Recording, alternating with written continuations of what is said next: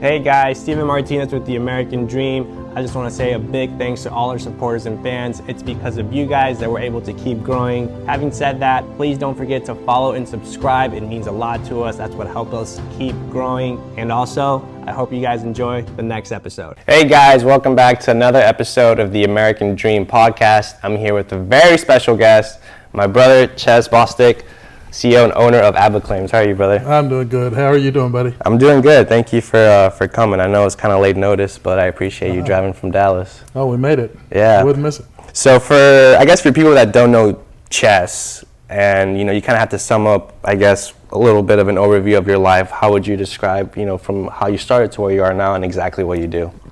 Well, I started out years ago.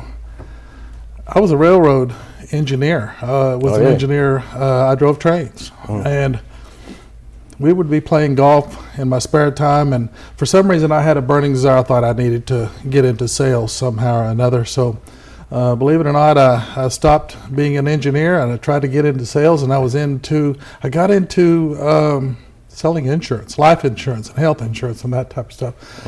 I didn't enjoy that at all. And then I had one of my buddies, probably 1996, 97, 96, I think. He became a public adjuster, he became an insurance adjuster. And I thought, well, that sounds interesting. And when I was in the insurance business, I had to go and sell. I did estate planning, life insurance, mutual funds, all of that for farmers and ranchers. And basically what I was having to do was talk them out of their insurance policy to buy mine. And I didn't like that. It just didn't click. And then one day I was talking to him. He was telling me about insurance adjusting, and I had a light bulb moment go off in my brain. I thought, you know what? That would be real fun. I would like to do that. I could do it. And so, make a long story short, I started studying for that, got my adjuster's license, and became an independent adjuster in 1997 and started working storms up in Minnesota, my very first job. And so I loved it. It was totally different than what I was used to at that time. I wasn't having to ask people for money. I was writing people checks, and I felt like I was really helping. Back in the day, back then, we could really go out and assess a claim. We could write a check on the spot. So I found a lot of satisfaction in that, truly helping people, put them back to where they should be. So I became an independent adjuster, then worked all these hurricanes and storms that came along, and in 2006 is when I originally got my public adjuster's license. I met some PAs in Florida working hurricanes, and I thought, that's interesting as well. And so I wanted to help. I wanted to bring value to our industry, and I didn't know much about it back then. I really don't know a whole lot about it now because there's so much to learn, but I came, and then we started a PA firm in 2013. So we find a lot of satisfaction helping people. We know there's a lot going on in our industry, and we just want to make it better. Amazing. So let me ask you a question. I know we're both in the blue collar space, specifically in the roofing area for the most part. Right. So, I've heard from contractors, they're like, man, I don't need a PA. Why give them 10%?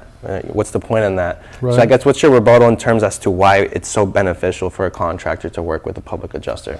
Well, I believe, and I think that if we stay in our lane, and I don't mean that because they're roofers and we're public adjusters, but that's what they do. Contractors are contractors, and we need each other. I feel like we need each other, and we're all about bringing our industry together and working together.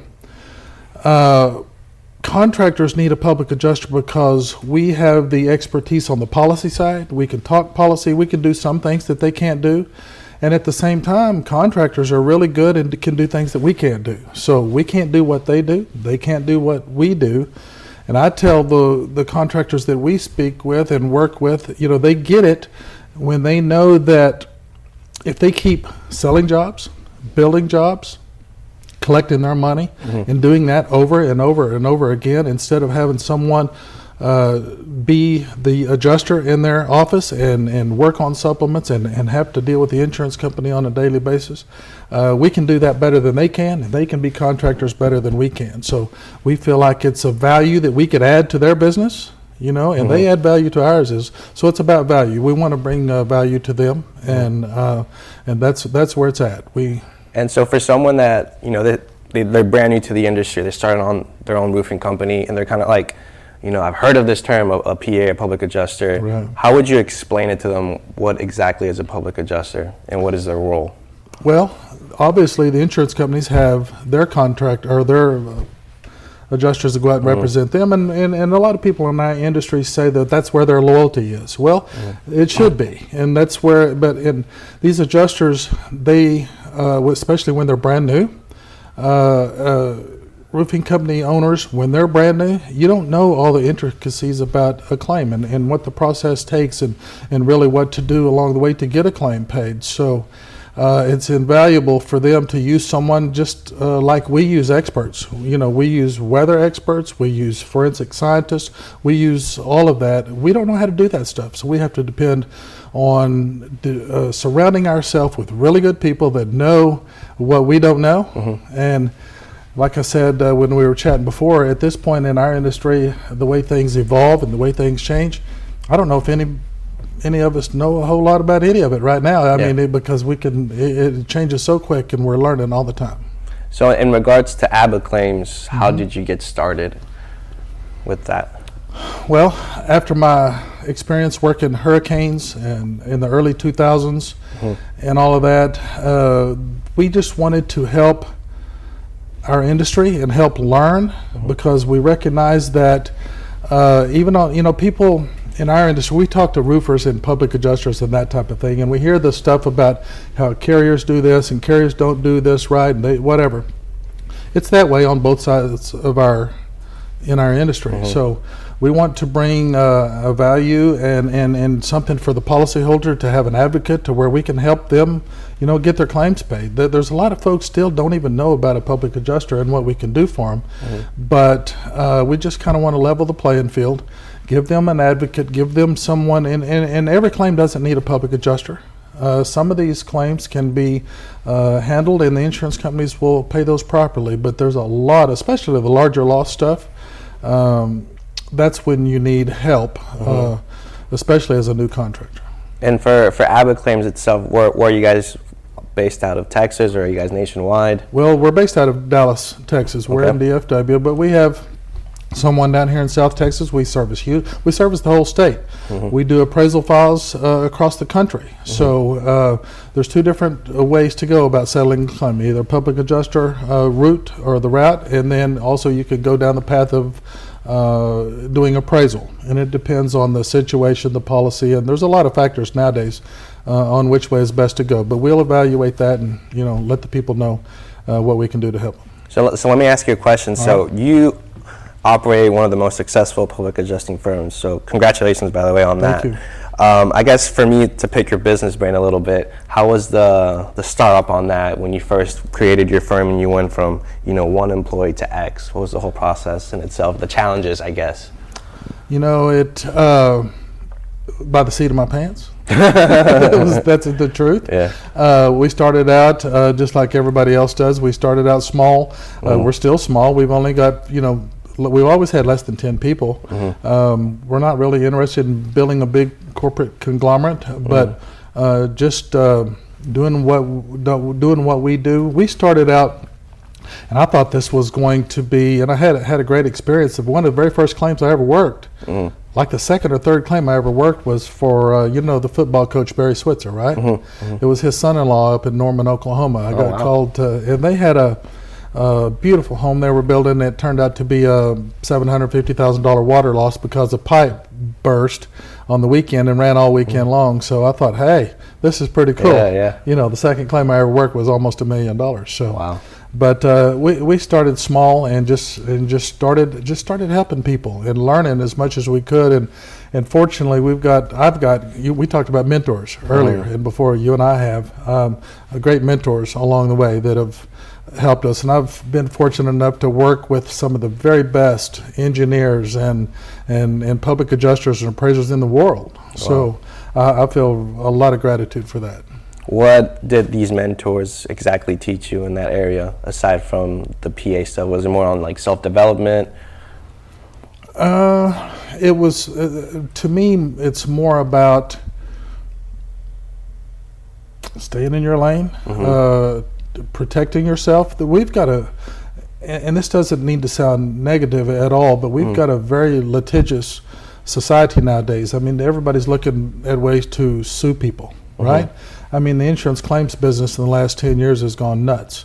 So it's more about, really what it boils down to is integrity.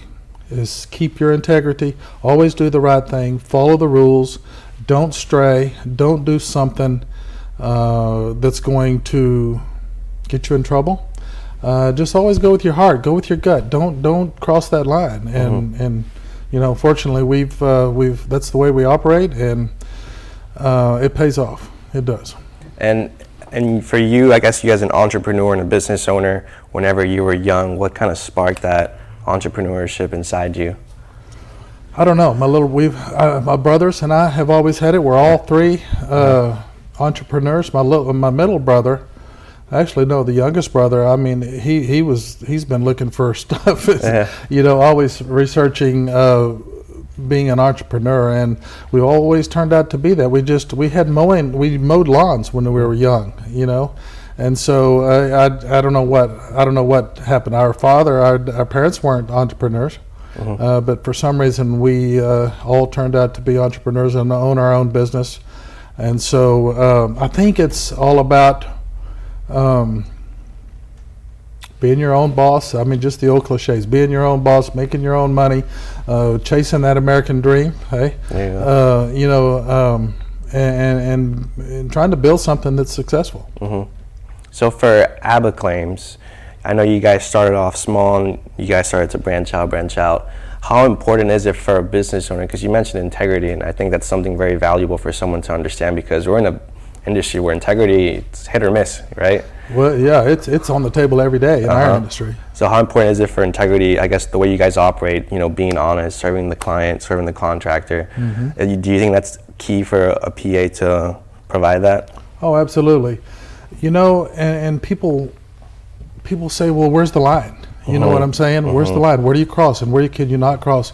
And the way we look at it, and we deal in our industry right now, we're going out there and dealing with insurance companies who've got all the money, right? And we're trying to get just a little bit of that money for our clients, and we're trying to get this to be a win-win situation for everyone. It's a win-win situation for the client because their claim gets paid properly, and it's a win-win situation for the carrier because their client gets taken care of. Okay, but somehow or another it's gotten all askew over the last few years. So what we look at as far as integrity in our business is if, for example, public adjusters, insurance adjusters, or contractors, or whoever it may be, you don't go and throw a bunch of stuff into a claim and have something sitting there that you can take away or give back to get a claim settled. We don't believe that. We believe that you put the stuff that's in there that needs to be in there, and that's it.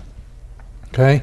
And you know when you're doing wrong. You know when you've crossed that line, because everybody has a heart, everybody has a gut, and we even talk about stupid, simple little things like, have you ever had a car that was older? You're so young, you probably don't even know about a check engine light on the dashboard, right? Oh, yeah. A little yellow light. Come on, do you? Have you ever seen one? Yeah, of course. This is probably... Anyway, you've got a check engine light, right? Yeah, absolutely. And if you're doing something, if you're writing a claim, if you're dealing with an insurance company, if you're dealing with a person at the convenience store down the street and somebody's dropped some money on the floor, if your check engine light is going off and you feel heavy about that, you know that you're not having integrity. You know you're not doing the right thing. If it feels light, and you know, you just move forward and go do it. I mean, you're good. But as long as it feels heavy, you can ask a question to yourself: Does this feel light? Does this feel heavy? And if it feels heavy, don't do it. Keep your integrity. Always try to do the right thing. Don't just because they've got a lot of money and just because you feel like you're a good negotiator, don't put stuff in your estimates that doesn't belong. I agree 100%. You get a reputation. And so for ABBA claims, what's your projection and plan for, let's say, like the next 5-10 years? What exactly do you want to build with the business? Well, I'm obviously going to slow down a little bit.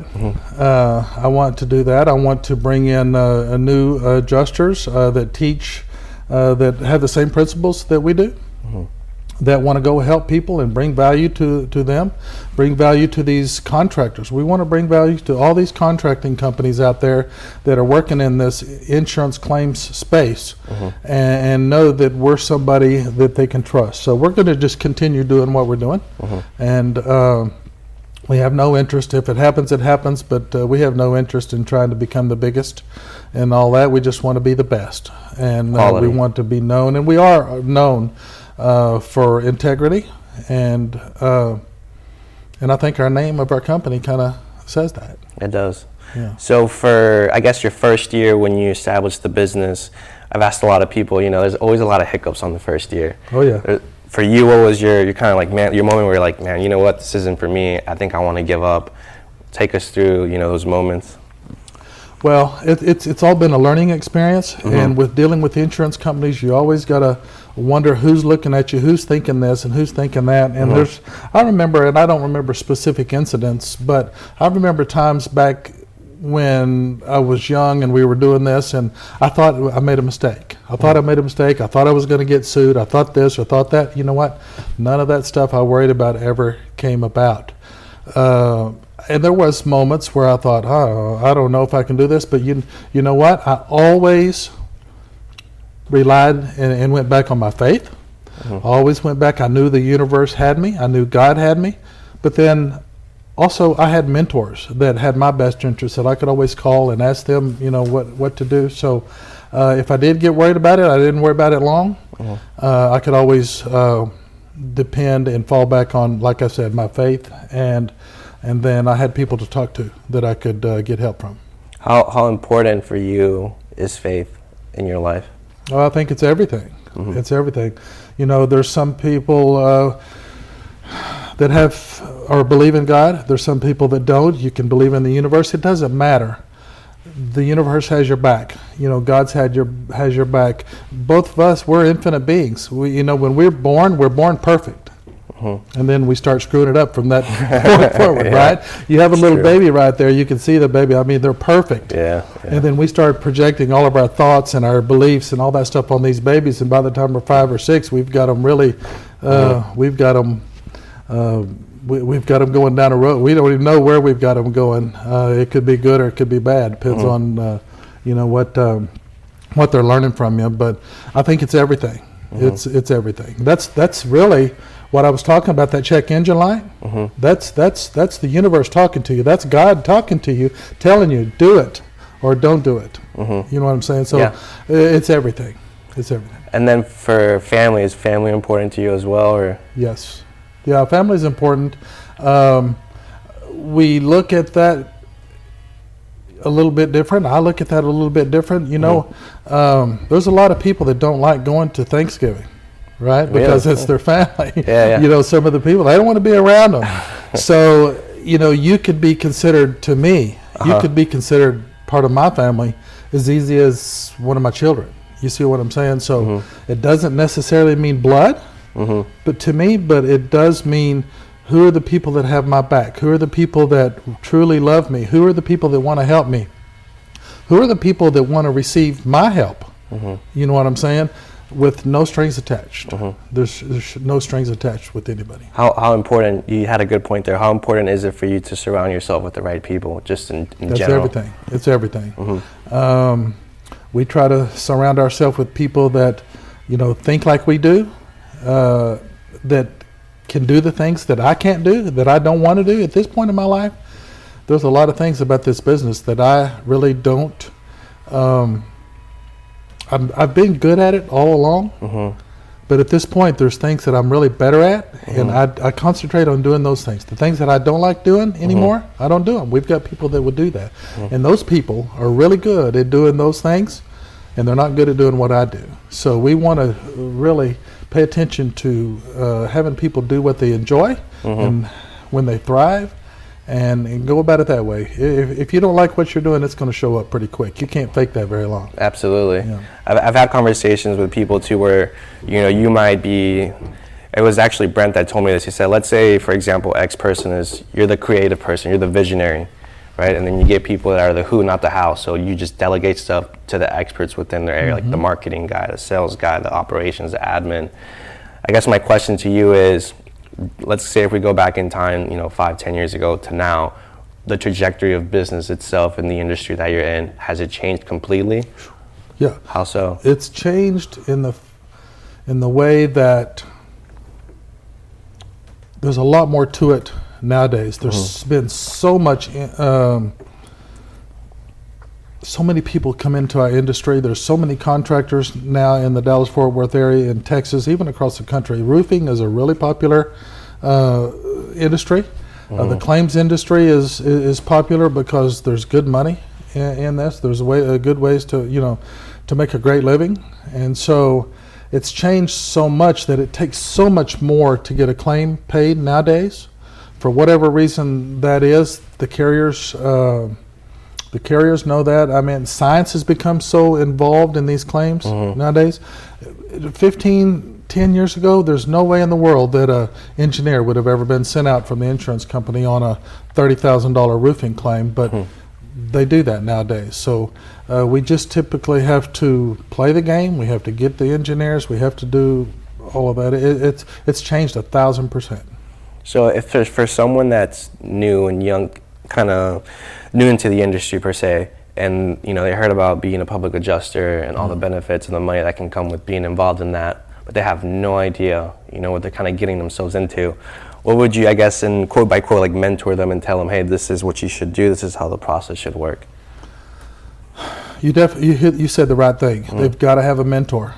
You've got to have a mentor to, well, first of all, if you've never closed a claim, if you've never worked as an independent adjuster for an insurance company, I don't know how you could get into this business. I don't even know how you could truly do it and survive without getting in trouble, getting sued. You've got to have a good mentor. Now, if you have a good mentor, that would be everything. You've got to learn from the ground up. It's going to take a good 5 years, and you've got to close a lot of claims. So if you're a roofing company or you're a public adjuster or an insurance adjuster wanting to learn this business, you've got to get a mentor, and you got to start working. You ought to consider working for them for free and learning this business. Make it a trade-off. Go help someone and let them teach you, and it's a trade-off. You see what I'm saying? So back in the olden days, people used to barter. Used to what? Barter. Oh, wow. And they would say, I'll give you this, or I'll do this for you, and you do that for me. Yeah. You see what I'm saying? They're bartering. So that's the way it would be as an insurance adjuster. Go help somebody and work for them for free, make their life easier, at the same time let them teach you. I agree 100%. Yeah. I think a lot of the younger generation think everything is handed to them, and the reality of it is, it's not. And if someone who's successful and worth, let's say 10, 20 mil, they're not really gaining anything from if anything, they're actually wasting their time and energy trying to help you out. So I agree 100% on that, trying to provide value for free, because then that's where the interchange kind of happens. Exactly. I remember, I don't know if you met Tommy Mello? Who? Tommy Mello. I've heard the name. I don't know. So he's a really big player in the garage space. So we went to dinner one time, and successful people tend to always pay the tab, right? So I'm the guy that, I want to stand out and make a first impression on this guy because he's a genius. So I'm like, I'm going to go to the restroom, excuse me. And then I go find the waiter. Hey, just put on my tab, close it out. And he hasn't forgotten about that one detail, that one impression that left a mark forever. That's good. And then that's where we started that friendship. And I think it's important for the younger generation to understand, if I can provide value to you, you can give me your knowledge and expertise, and then we can start to create a beneficial relationship. So if anyone wants to, I guess for you in your case, when it came to you getting the mentors, how was your process in that? How did you find them? Did you go out of your way, or? No, that's a natural progression. My mentor was a public adjuster back in 2005, and I just happened to run into him working Hurricane Charlie claims, and I was very impressed by the estimates that he was giving me and the advice that he was giving me and the feedback. I could tell he knew what he was talking about, and so that's natural. It's a natural I guess you could look for one, and you could, go out there and say, who wants to be my mentor? But to me, it's tough. Yeah, that's tough. I agree. But it would be better if it just naturally happens. Find somebody that you click with, and find someone that you can get along with, that you're learning from naturally. That's what I would do. So take us through, so we're kind of going with Abbott Claims, and then you were in the railroad industry. So within, your teens, like you're 15 to 25, where were you in that moment? Because usually that's a moment where you're trying to figure out yourself, trying to find out your passion or your interests. Where are you at within that timeline? When I was in high school, I played football and baseball, and I had a scholarship offer to play for San Angelo State University in Texas. And at that time, I was a quarterback in high school. Nice. Yeah. You can't tell it now, but I was a quarterback, and but I got recruited to play behind the quarterback at San Angelo State. He was All-American, and I was also a punter. So they wanted me to come. The first year is to be behind him and be the punter and all that. So I was looking forward to doing that type of thing, and I thought I was an athlete, and I thought I wanted to go that route. But then I got the opportunity. My dad worked for Santa Fe Railroad in Amarillo, and I had the opportunity to apply and go to work for Santa Fe as right out of high school. And in 1978, I was going to make $120 a day or something like that, and that was a lot of money back then. So I made the decision not to go to college, and I started working for the railroad. And then in a couple of years, I was a locomotive engineer, and then I really enjoyed that. That was a really cool experience. But then I just had a driving desire to get into business. I guess it was the entrepreneurial stuff come out. But I thought I was going to go to college and play football at first, and I didn't know what I'd do after that. I wasn't thinking too much. But then that opportunity came up, and it was really cool. Not a lot of people get the opportunity to work with the railroad like that and drive trains. Yeah. So in your opinion, is college important to be successful? No, not at all. No, you've got to follow your heart. You got to go find something that you love to do. Find something that you love to do. So I think one of the big problems is, and I did it, and I still do it some. I don't have it perfect, and I don't have it mastered, but you can't chase the dollar. You can't chase the dollar. You got to go find what you love to do. Go find what it is. If you're a musician, go play music. If you're an attorney, you really have that desire, go do that. But you can't do everything based on chasing money. I agree 100%. You can't do it. You've got to go follow your passion. And people really, a lot of times, don't even know. I thought my passion was to get into sales and be in the insurance, and I hated it. I couldn't stand it. But then I found this, and it really connected with me because I was getting to give people money. I wasn't having to ask for it. So, college to me is not important at all. I guess if you're going to be a doctor and you have a desire to be a heart surgeon, you need to go to school. You need to learn how to do that. But there's a lot of great people out there with great entrepreneurial minds that never went to college. I agree 100%. I remember one of my mentors told me he went to college as well. He's like, college just teaches you the fancy words. Yeah. That's all it is. But when it comes to actual experience and run a business, I mean, you could do an MBA and think that this educational system is going to take you far, but to run a business, you need actual great experience. You need to be plugged in and see how everything operates, and a lot of people don't understand that. I think young kids these days, coming out of high school, if you were to go to work with someone and you got along with those people and you could learn from those people and you could advance your life and grow and grow and grow, hey, that's better education than college will ever be. So no, to tell some kid, a person that you got to go to college, no, I don't agree with that. So then fast forward, so then from the railroad stuff, and then you went into the insurance side, correct? Correct.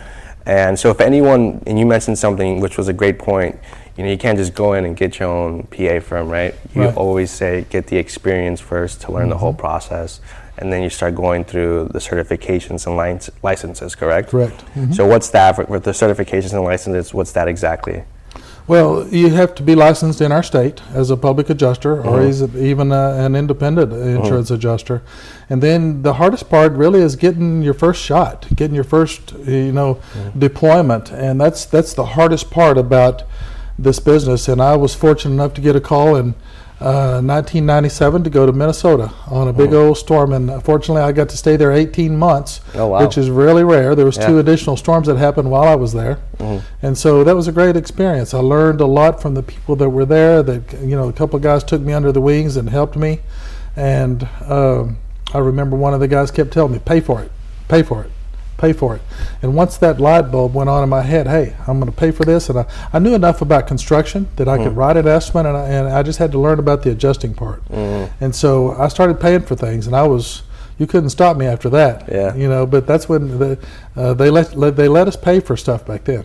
So for your business and your operations, for people that are being trained and certified and you want to hire them, what exactly do you look for when you're recruiting people in your firm? Our mindset right now is do you have your public adjuster's license, and how many claims have you closed? They don't necessarily have to have their public adjuster's license right now, which, we're on the fence about that. But how many claims have you closed? How many opportunities have you really had to dig into this business? Because the insurance companies have their rules, and they have their guidelines that they want their adjusters to abide by. And then on the other side, it's totally opposite. We have our guidelines. We want to do what's right for the client, and so it really takes a lot of experience for someone to come in and know the claims game. Not a lot of people know about insurance policies and how they work and what everything means, and then how to apply those policies to the process of an insurance claim. If you have experience with construction, that will help. Okay, it's going to be almost impossible to come in this industry without some type of construction knowledge to come and try to close claims. So those are the things we look for. How much experience do you have closing claims? What kind of insurance experience do you have on the construction side of it? And then we can teach the application of the policy and those type of things.